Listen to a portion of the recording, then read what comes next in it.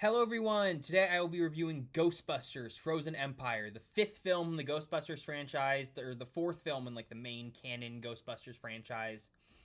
Now I've been a fan of these movies since I was a kid. My family was, and I've grown up enjoying them. So I was very excited to check this one out, even if I didn't necessarily think that Ghostbusters Afterlife needed a sequel. This will be a non-spoiler review, so if you have not seen the film, do not be afraid. I will not be spoiling it. And without further ado, let's get into the review.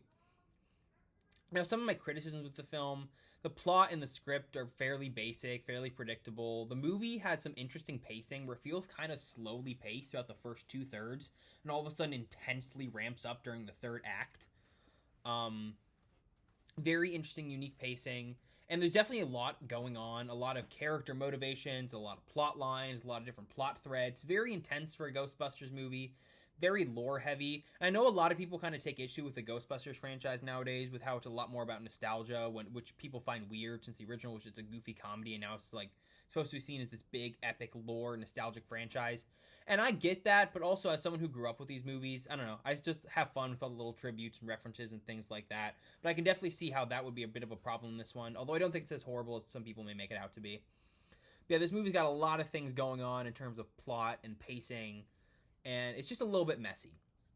And the plot is fairly simple and standard. But on to some of the pros. First off, I gotta give this movie credit for feeling like the first Ghostbusters movie to truly expand the lore and the world building since the original. It's got a lot of new, fun, fresh concepts that I think are kind of cool with how it explores ghosts and people and the relationship between each other. It's very interesting.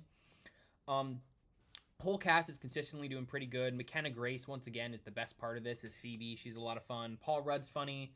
The original cast coming back, they have a little bit more screen time than the last one. Specifically, Dan Aykroyd has a lot more in this one. He's a lot of fun. He's definitely trying his best, and you can tell he just loves these movies. He's great.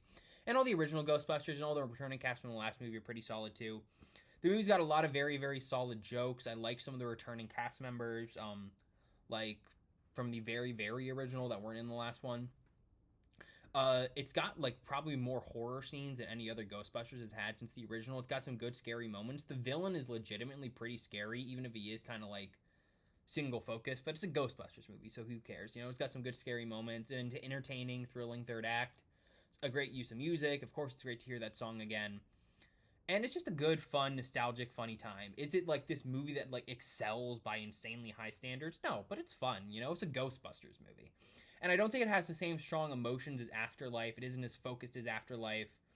Got a lot more going on, but it's just as funny. The cast is just as good, and it's still very, very entertaining. So I would give Ghostbusters Frozen Empire a 7 out of 10.